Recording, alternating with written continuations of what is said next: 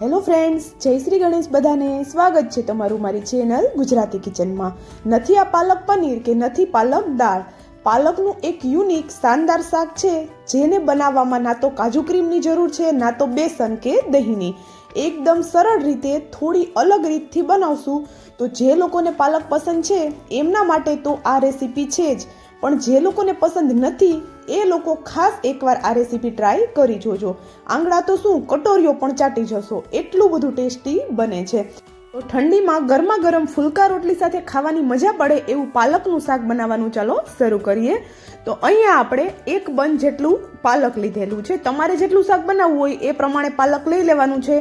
પાલકને આપણે સરસ એવું ધોઈ અને સુકાવી લીધું છે અને એના અંદર જે થોડા પાંદડા ખરાબ હોય છે, એના જે પાન એને આપણે હટાવી લેવાના છે. અને પાલકની આ રીતે જે મોટી દાંડલી હોય છે એને પણ આપણે હટાવી લઈશું. તો બધું પાલક એ જ રીતે આપણે એક વખત સાફ કરી લઈએ અને પછી આપણે એને કટ કરવાનું છે. તો ચલો, અહીંયા અમે પાલકને સરસ એવું સાફ કરી લીધું છે. તો હવે આપણે એને કટ કરીએ. તો જો કટ કઈ રીતે કરવાનું છે કે પાલક લાંબુ કટ ન થાય એ વાતનું ધ્યાન રાખવાનું છે.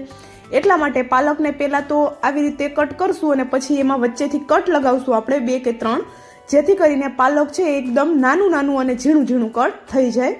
તો ઘણી વખત પાલકનું શાક બનાવતા હોઈએ છીએ ત્યારે પાલકને આવી રીતે આપણે આખા પાન છે એને જ સીધા કટ કરી લેતા હોઈએ છીએ.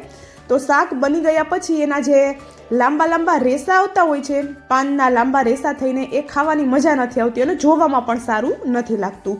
એટલા માટે આપણે આ પાલકને એકદમ ઝીણું અને એકદમ નાનું ચોપ કરીને રેડી કરવાનું છે. તો તમે જોઈ શકો છો એકદમ સરસ ચોરસ ટુકડામાં આપણે પાલકને ચોપ કરી લીધેલું છે. તો એને આપણે સાઈડમાં રાખી દઈએ. ત્યાં સુધીમાં આપણે ગેસની ફ્લેમ ચાલુ કરી એક કડાઈ લીધેલી છે. કડાઈમાં આપણે 3 ચમચી જેટલા કાચા સિંગદાણા લીધેલા છે. સિંગદાણા છે એને હલકા એવા આપણે રોસ્ટ કરશું. તો જો અહીંયા 50% જેટલા સિંગદાણાને રોસ્ટ કરી અને આગળની જે આપણે વસ્તુ એડ કરવાની છે એ એડ કરશું. તો જો અહીંયા સતત ફેરવતા રહી અને સિંગદાણાને આપણે હલકા એવા રોસ્ટ કરી લીધેલા છે. તો એમાં આપણે 3 ચમચી જેટલા તલ એડ કરવાના છે. તો આ જે શાક બને છે એકદમ અલગ બને છે અને આ શાક ખાતી વખતે તમે ઢાબાનું શાક પણ ભૂલી જશો, એટલું બધું જોરદાર આ શાક બને છે. તો જો તલ જેવા એડ કરશું એવા તલ છે એ સરસ એવા ચટકવા લાગશે. તો બસ એ જ સ્ટેજ ઉપર આપણે અહીંયા દાળિયા એડ કરવાના છે. તો જો તમારી પાસે દાળિયા અવેલેબલ ન હોય તો તમે થોડો બેસન પણ એડ કરી શકો છો, પણ એને આપણે એક્સ્ટ્રા શેકવું પડશે. આ બંને વસ્તુની સાથે નહીં ચાલે. પણ મારી પાસે આવા ફોતરા વગરના જે દાળિયા હોય છે એ અવેલેબલ હતા એટલે મેં 2 થી 3 ચમચી જેટલા દાળિયા એડ કરી દીધેલા છે. દાળિયા ઓલરેડી રોસ્ટ થયેલા હોય છે તો આપણે એને હલકું એવું ફેરવી અને એક પ્લેટમાં લઈ લેવાનું છે. તો આ બધી વસ્તુ છે એને આપણે ઠંડી થવા દેવાની છે. તો ઠંડી થાય પછી આપણે એને મિક્સર જારમાં પલટાવી લેવાની છે. તો જો સરસ એવી ઠંડી થઈ ગઈ છે તો એક મિક્સરનું જાર લઈ લીધું અને એમાં આપણે આ બધી વસ્તુ પલટાવી લીધેલી છે. તો અહીંયા હવે આ બધી વસ્તુને પીસવા માટે આપણે અહીંયા પાણી એડ કરવાનું છે. એમ જ આપણે એનો પાવડર નથી બનાવવાનો. તો જો અહીંયા મેં એક નાની અડધી વાટકી જેટલું પાણી એડ કર્યું. ચમચીનું માપ કહું તો 4 થી 5 ચમચી જેટલું પાણી એડ કરી અને આ બધી વસ્તુને એકદમ સરસ એવી પીસી લેવાની છે. એક સ્મૂથ ક્રીમ હોય એવું ટેક્સચર આવી જાય એવું આપણે એને પીસવાનું છે. તો તમે જોઈ શકો છો એકદમ સરસ એવી આપણી પેસ્ટ રેડી છે. એને સાઈડમાં રાખી દઈએ અને અહીંયા ફરી પાછી આપણે એક કડાઈ લીધેલી છે.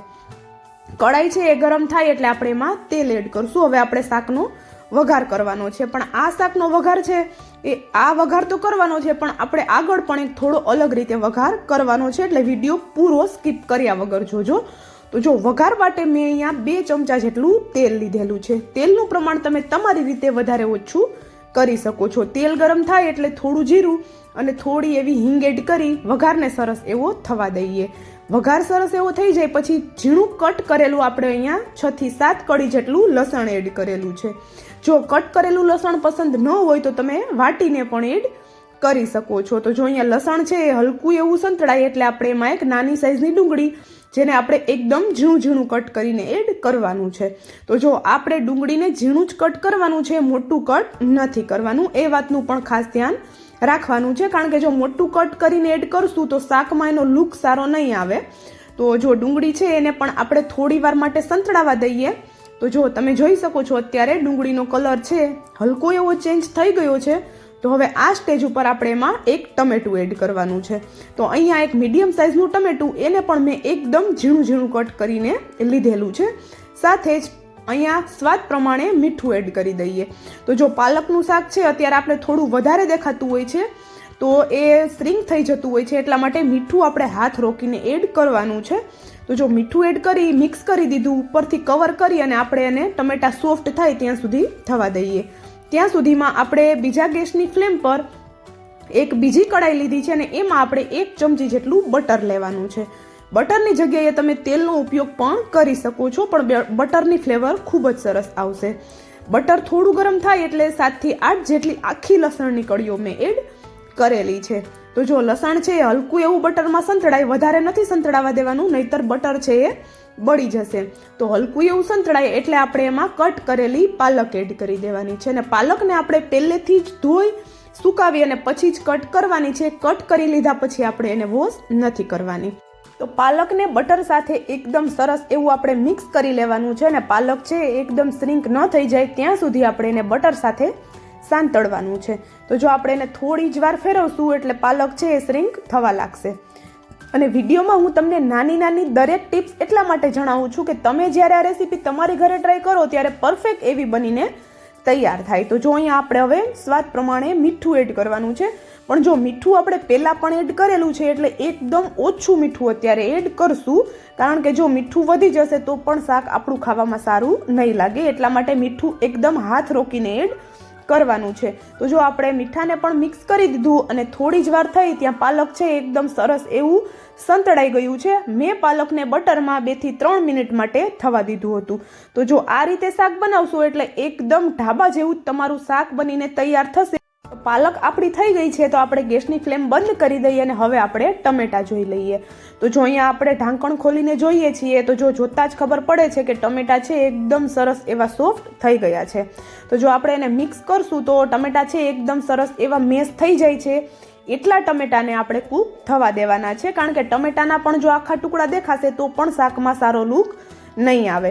તો હવે ટમેટા પણ થઈ ગયા છે તો આપણે એમાં બનાવેલી પેસ્ટ એડ કરવાની છે, સિંગદાણા અને તલવાળી. તો આ જે સિંગદાણા અને તલવાળી પેસ્ટ છે એ શાકનું જે ટેસ્ટ છે એને નેક્સ્ટ લેવલ સુધી લઈ જશે, કારણ કે એટલી જોરદાર એની ફ્લેવર આવે છે. મારા કહેવાથી એકવાર આ શાકની રેસીપી ચોક્કસ તમારી ઘરે ટ્રાય કરી જોજો, તમારી ઘરે બધાને ખૂબ જ પસંદ આવશે. એટલું ટેસ્ટી આ શાક બને છે. તો જો આપણે એ પેસ્ટને પણ સરસ એવી ગ્રેવી સાથે મિક્સ કરી દીધી ને હવે આપણે એમાં થોડા મસાલા કરશું. તો મસાલામાં આપણે અહીંયા થોડી એવી હળદર એડ કરી છે, અડધી ચમચીથી ઓછી. 1 મોટી ચમચી જેટલું લાલ મરચું પાવડર એડ કરેલું છે. 1 ચમચીથી ઉપર આપણે ધાણા જીરું પાવડર એડ કરેલું છે. બસ આટલા જ મસાલા આપણે એડ કરવાના છે. જે ઘરના બેસિક મસાલા હોય છે, આપણા રેગ્યુલર મસાલા, એ જ આપણે બીજા કોઈ મસાલાનો ઉપયોગ નથી કરવાના. અને જો થોડું વધારે ચટપટું જોઈતું હોય તમારે અડધી ચમચી જેટલો આમચૂર પાવડર અથવા તો અડધા લીંબુનો રસ અને થોડો એવો ગરમ મસાલો પણ તમે એડ કરી શકો છો. તો જો આ બધા મસાલા છે આપણે મિક્સ કર્યા છે એને આપણે સરસ એવા થવા દેવાના છે. તો મસાલા છે આપણા બળી ન જાય એટલા માટે આપણે અહીંયા નાની અડધી વાટકી જેટલું પાણી એડ કરવાનું છે. તો જો પાલકનું જે શાક બનતું હોય છે એમાં પાણી વધારે નથી જતું હોતું, તો એકદમ ઓછું પાણી એડ કરશું અને આપણે જે પેસ્ટ બનાવી છે એ પાણીને શોષી લેશે. એટલા માટે આપણે અહીંયા અડધી વાટકી જેટલું પાણી એડ કરેલું છે. પાણીને સરસ એવું મિક્સ કરી દેવાનું છે અને ઢાંકણ ઢાંકી અને આપણે આ જે ગ્રેવી છે એની ઉપર સરસ એવું તેલ ન આવી જાય ત્યાં સુધી આપણે એને કૂક થવા દેવાનું છે. તો જો થોડી વાર પછી ખોલીને ચેક કરીએ તો ગ્રેવી ઉપર સરસ એવું તેલ આવી ગયું છે. અને આ ગ્રેવીને પ્રોપર કૂક કરવી ખૂબ જરૂરી છે, તો જ એનો ટેસ્ટ છે એ ઉભરીને આવશે. તો જો અહીંયા સરસ એવી આપણી ગ્રેવી થઈ ગઈ છે અને એકદમ સ્મૂથ એવી ગ્રેવી દેખાય છે, એકદમ રીચ એવી. કોઈ કાજુ ક્રીમની આપણે ગ્રેવી બનાવી હોય એવી આપણી ગ્રેવી બનીને તૈયાર થઈ ગઈ છે. ગ્રેવી આપણી રેડી છે. તો હવે આપણે એમાં એડ કરશું આપણે જે સાંતળેલું પાલક રાખ્યું છે સાઈડમાં એ એડ કરી દેવાનું છે. તો આ રીતે આપણે બટરમાં જે સાંતળશું પાલકને એની ફ્લેવર ખૂબ જ જોરદાર આવે છે. તો ચોક્કસથી આ જ રીતે તમે શાક બનાવજો. તો જો આપણે પાલકને પણ સરસ એવું ગ્રેવી સાથે મિક્સ કરી દેવાનું છે અને તમે જોઈ શકો છો સરસ એવું આપણું શાક અહીંયા બની ગયું છે. એક લાલ મરચું પણ હું ફ્લેવર માટે એડ કરું છું, ઓપ્શનલ છે. જો તમને પસંદ હોય મરચાની ફ્લેવર તો તમે એડ કરી શકો છો.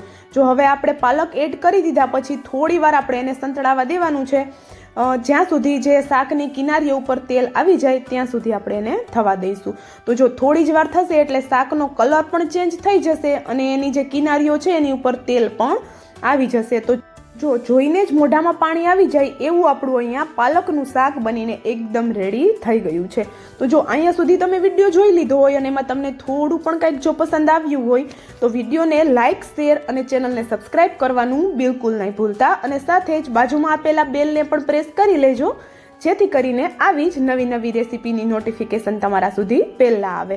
તો જો અહીંયા આપણું શાક છે એકદમ બનીને રેડી થઈ ગયું છે. ગરમા ગરમ ફુલકા રોટલી, પરાઠા, ભાખરી કે પછી રોટલા સાથે પણ આ શાક ખાવાની ખૂબ જ મજા આવે છે. તો ચાલો હવે મળશું આવા જ એક નવા વિડીયો સાથે. ત્યાં સુધી જય Shri Ganesh and thank you for watching.